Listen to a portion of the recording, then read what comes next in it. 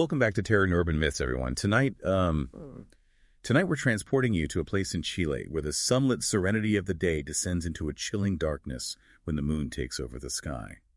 I'm talking about Laguna Las Tres Pascualas in Concepcion, Chile, a place where the whispers of legend intertwine with reality. Before we get started, I want to remind you to hit that subscribe button and give this episode a thumbs up as we unravel the bone-chilling story of Las Tres Pascualas. This legend is a powerful example of how stories, passed down through generations, can have a tangible effect on a community's beliefs and behaviors. It's not just a spooky tale told around a campfire, it's woven into the very fabric of how people in Concepcion perceive and interact with this lagoon. That's what I find so fascinating about this one. You're right, it's not just a ghost story, it really is deeply embedded in the local culture. So for our listeners who might not be familiar, this legend centers on three sisters, known as Las Pascualas, who met a tragic end in the lagoon. But it's much more than just a simple drowning, wouldn't you say? Absolutely. The legend is infused with an unsettling energy, filled with accounts of mysterious occurrences, particularly when the full moon casts its eerie glow upon the water. Locals report hearing strange sounds and witnessing inexplicable phenomena that defy rational explanation. For example, people claim to hear eerie sounds emanating from the lagoon. What kind of sounds are we talking about? It's not just the generic howling wind or splashing water you might expect. Witnesses describe hearing soft, mournful cries, almost like a haunting melody carried on the breeze. Imagine standing at the edge of this tranquil lagoon, bathed in the silver light of the moon, and suddenly hearing these disembodied voices carried on the wind. It's enough to send shivers down your spine. Yeah, that's definitely unsettling. But there are also reports of actual sightings, right? People claim to have seen the Pascualas themselves. What do they say these apparitions look like? Those who claim to have encountered the Pascualas describe their appearance in striking detail. Details that are as specific as they are disturbing. They describe seeing three figures, pale and gaunt, their faces frozen in expressions of perpetual sorrow and agony. Their eyes hollow and dark, seem to stare right through you. And their hair, long, tangled, and dripping with lagoon water, hangs about them like seaweed clinging to a shipwreck. Wow, the imagery is incredibly vivid. There's something about their watery hair and those empty eyes that's especially unnerving. There's an almost unnatural thinness to them as well, as if their bodies have been stretched and distorted by years spent submerged in the lagoon. And the detail about their clothing is particularly striking.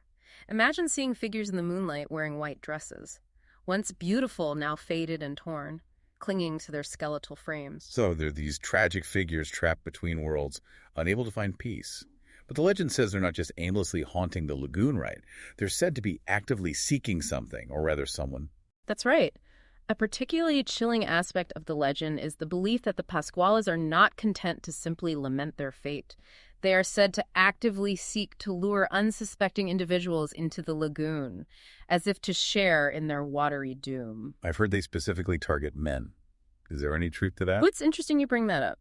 There is a belief, deeply rooted in the local folklore, that the Pascualas harbor a specific resentment towards men, particularly those who have been unfaithful. So they're seeking a kind of supernatural revenge, punishing those who mirror the betrayal they experienced in life. It's certainly a possibility, but beyond the revenge element, there's another interpretation that's quite unsettling. It's not just about dragging people down to their deaths, it's about the lagoon's reflection itself. The lagoon's reflection? I'm not sure I follow. What's so unsettling about the reflection? It's believed that the lagoon's water doesn't actually reflect the images of the Pascualas themselves.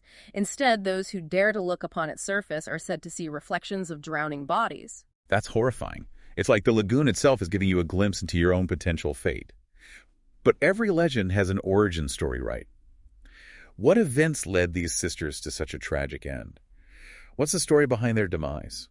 Like many legends that have stood the test of time, this one is steeped in the classic themes of love, betrayal, and ultimately, despair. To understand the legend of Las Tres Pascualas, we have to travel back to the 19th century, to a simpler time in rural Chile, and to the heart of their family. Okay, so let's travel back in time. Paint us a picture of their life before tragedy struck. Picture a hardworking farmer named Pascual, a man devoted to his three daughters, who, as you might have guessed, were known as Las Pascualas. They lived a humble, rural life, their days filled with chores, laughter, and the simple pleasures of family life. It sounds almost idyllic. A close-knit family living in harmony with nature. What could have possibly shattered this peaceful existence? Their peaceful life was disrupted. as is often the case in such stories, by the arrival of an outsider. A handsome young man, full of charm and charisma, appeared in their lives, captivating the hearts of all three sisters. At first, none of the sisters dared to confess their feelings, bound by their close bond and perhaps a fear of disrupting the harmony of their family. But as time went on, their shared affection for this young man became increasingly difficult to conceal. So the arrival of this outsider really upset the balance of their lives. It must have been a complicated situation for the sisters to navigate, being torn between their feelings for this man and their loyalty to each other. Precisely. It's important to remember that in the context of 19th century rural Chile, societal expectations for women, particularly in matters of courtship and marriage, were quite different from what we might be accustomed to today. That's a great point. Their options were likely limited, and the pressure to conform to social norms must have been immense. Absolutely. And as their feelings for the young man intensified, the once unbreakable bond between the sisters began to fray. Smiles and shared laughter were replaced with stolen glances, whispered secrets, and a growing sense of unease. It's heartbreaking to think how this charming newcomer, who seemed to promise love and happiness, ended up sowing discord among the sisters. What happened next? Did the sisters confront this young man about their feelings? They did, and it led to a confrontation that would seal their tragic fate. Driven by a mix of love desperation and perhaps a desire to reclaim the unity that had been lost, the sisters decided to confront the object of their affections. They met him under the pale light of a full moon at the edge of the very lagoon that would become their final resting place. So it's a full moon. By the lagoon, you're really setting the scene for a dramatic showdown. What happened during this fateful encounter? Each sister in turn pleaded her case, hoping to win the young man's heart. But instead of reciprocating their affections or choosing one of them, he cruelly revealed that he had no genuine feelings for any of them. Oh, how awful. So he was just leading them on, playing with their emotions for his own amusement. That's just heartless. Yes, it's a detail that underscores the cruelty and betrayal at the heart of this legend. The sisters, already vulnerable and emotionally invested, were publicly humiliated and left with nothing but shattered hopes and a profound sense of despair. It's no wonder they were driven to such desperation. To be so publicly rejected by the one person they all loved, it must have felt like their world was collapsing around them. And remember, we're talking about a time and place where societal expectations placed immense pressure on women to find a suitable husband. To be rejected in such a manner would have carried significant social stigma, potentially impacting their future prospects. So they were dealing with not just the emotional pain of heartbreak, but also the potential social repercussions. It's a truly tragic situation. But what happened next? What led them to the lagoon? Overcome with grief, humiliation, and the crushing weight of societal judgment, the sisters made a fateful decision. They joined hands as if in a final act of solidarity and walked silently into the lagoon's dark waters. Wow, that image is so powerful. They chose to face their fate together, rather than endure the pain and shame of rejection. The legend doesn't dwell on the details of their drowning. There are no struggles, no cries for help. It's as if they simply surrendered to the cold embrace of the water, their sorrow too great to bear. And so the lagoon that had once been a source of life and sustenance became their tomb. And according to the legend, it was their tragic deaths that transformed the lagoon into the haunted place it's known as today. That's the prevailing belief. The lagoon, once a symbol of life and tranquility, became associated with death, sorrow, and the restless spirits of Las Tres Pascualas.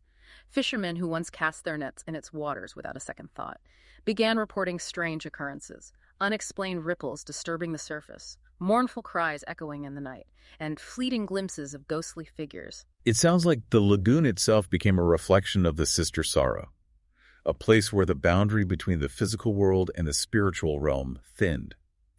But you mentioned earlier that there are certain rituals or beliefs that locals practice to protect themselves from the Pascualas' wrath. Can you tell us more about those? Absolutely. The legend doesn't just offer a chilling tale of warning. It also provides a framework for navigating the potential dangers associated with the lagoon and its spectral inhabitants.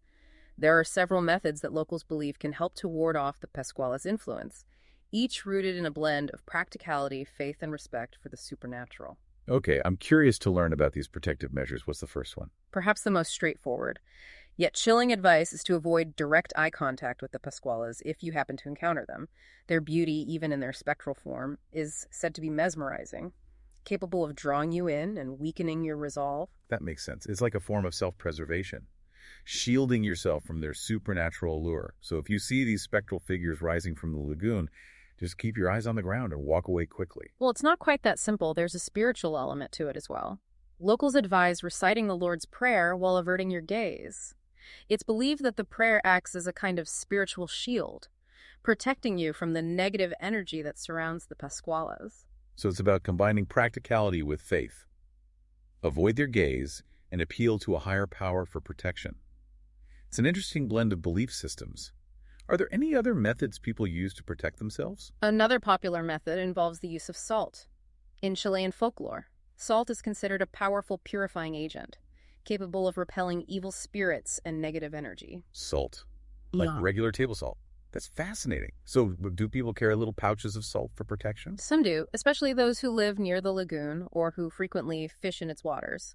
But there's also a more ritualistic aspect to using salt for protection. Tell me more about this ritual. If you're camping near the lagoon, or even if you just feel uneasy about the Pascuala's presence, it's common practice to sprinkle salt around the perimeter of your home or campsite. It's seen as a way of establishing a protective barrier, keeping the spirits at bay. So it's like creating a symbolic boundary, a line that the Pascualas cannot cross. It's almost like drawing a circle of protection around yourself. Are there any other protective measures that locals believe in? The final method is perhaps the most respectful and some might say the most effective. It involves approaching the lagoon with a sense of humility and asking the Pascualas for safe passage. It's an interesting shift going from fear and avoidance to a gesture of respect and acknowledgement. What does this ritual involve? It's a simple yet symbolic act. It involves offering white flowers to the water while speaking to the spirits, acknowledging their presence and respectfully requesting their permission to be near the lagoon. It's almost like recognizing their sovereignty over the lagoon, asking for their blessing rather than trying to ward them off. Do people genuinely believe that these rituals offer real protection? That's the intriguing thing about legends and folklore. They persist because they tap into something deeper, something that resonates on a primal level. Whether or not these rituals offer tangible protection is, in a way, beside the point. They provide a sense of control in a situation that feels inherently uncontrollable. That makes a lot of sense. Facing down your fears, even symbolically, can be empowering. But sometimes legends are more than just stories. There are accounts of modern-day encounters that blur the lines between myth and reality. Exactly. And in the case of Las Tres Pascualas, there's a particularly chilling account of two young women, Claudia and Camila, who had a first-hand experience that left them forever changed. Their story takes place in a contemporary setting, making it all the more relatable to us today. Okay, I'm intrigued. Tell me more about Claudia and Camila's experience. Well, unlike many who grew up steeped in the legend and its warnings, Claudia and Camila were initially skeptical. They saw the story of the Pascualas as nothing more than a spooky folktale, something to entertain children around a campfire. So they were more curious than afraid. What led them to the lagoon? Their skepticism led them to make a daring, some might say foolish decision. They decided to camp near the lagoon, almost as a test, a way to prove or disprove the truth behind the legend. It sounds like they were intentionally tempting fate. Did they encounter anything unusual during their time by the lagoon? Their experience began subtly, with a series of unsettling events that slowly chipped away at their initial skepticism. Imagine it's late at night. The full moon is casting long, eerie shadows across the water, and suddenly they hear laughter. Not the joyous kind, but a chilling feminine laughter that seems to emanate from the lagoon itself. Oh, that's creepy. I think that would be enough to send me packing. What did Claudia and Camila do? Claudia, driven by her curiosity, cautiously approached the lagoon's edge, peering into the dark, moonlit water, and that's when she saw her. Saw who? One of the Pascualas. Not quite. She saw a woman dressed in white, standing waist-deep in the water. Her long, dark hair completely obscured her face, and her utter stillness was unnerving. Oh, wow. That's definitely unsettling. Did Claudia try to communicate with the woman in white? She called out to Camila to come and see, but by the time they both looked back towards the spot where the woman had been standing, she had vanished without a trace. That's so eerie. It's like she was a fleeting apparition, a glimpse into another realm. But it sounds like their unsettling encounter didn't end there. You're right. Things were about to take a terrifying turn, plunging them into a confrontation with the supernatural that they would never forget. So they saw this mysterious woman in white, and then she just disappeared. It sounds like they were being drawn deeper into the legend, whether they wanted to be or not. Yes, and their skepticism quickly turned to fear as the atmosphere around them shifted. The air grew icy cold despite the warmth of the summer night, and the previously calm lagoon began to churn violently, as if some unseen force was stirring its depths. I can only imagine how terrifying that must have been. The sudden change in temperature, the water churning for no apparent reason. It's like the lagoon itself was reacting to their presence. And then, the laughter they had heard earlier transformed into a chorus of whispers, too low and distorted to understand, but undeniably menacing. It sounds like they were surrounded by unseen forces. Did they finally see the Pascualas? They did, and it was a sight that would etch itself into their memories forever. 3 figures emerged from the churning water, their appearance far more terrifying than anything Claudia and Camila could have imagined.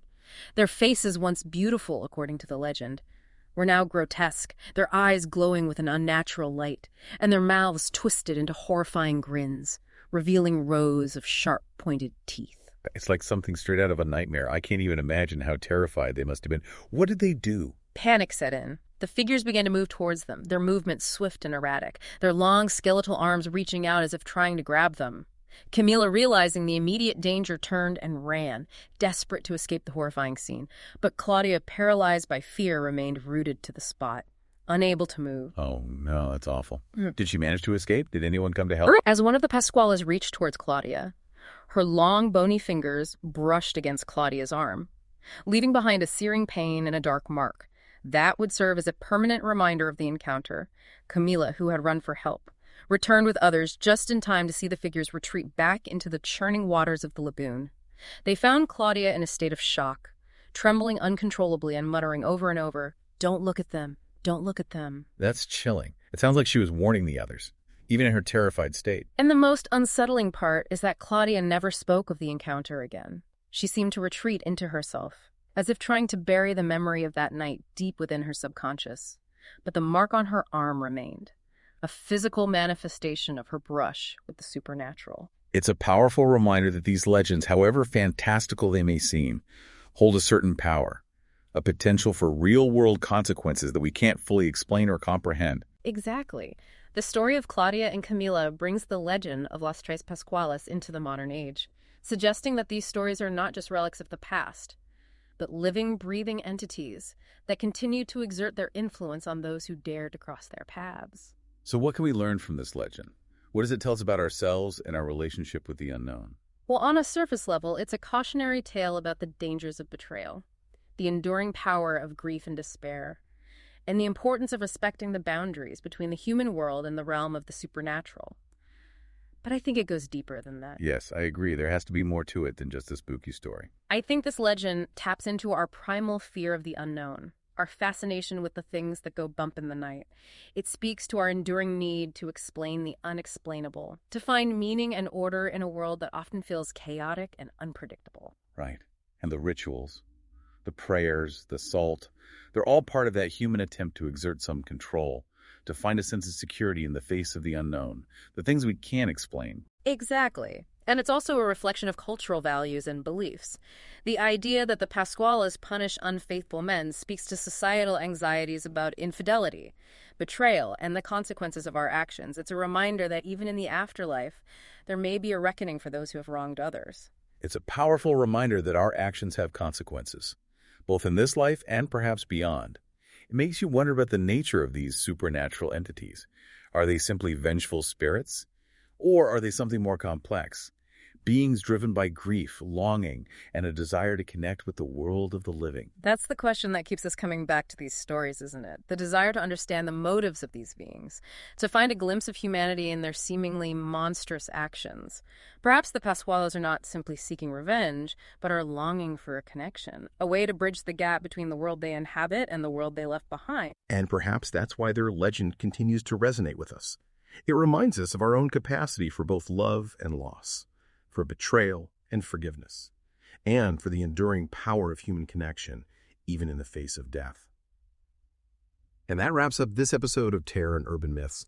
If you enjoyed tonight's chilling tale, don't forget to hit that subscribe button and give us a like. And if you have any personal experiences or local legends that you'd like to share, be sure to leave a comment below. We always love to hear from our listeners. Until next time, sleep tight and keep the lights on, just in case.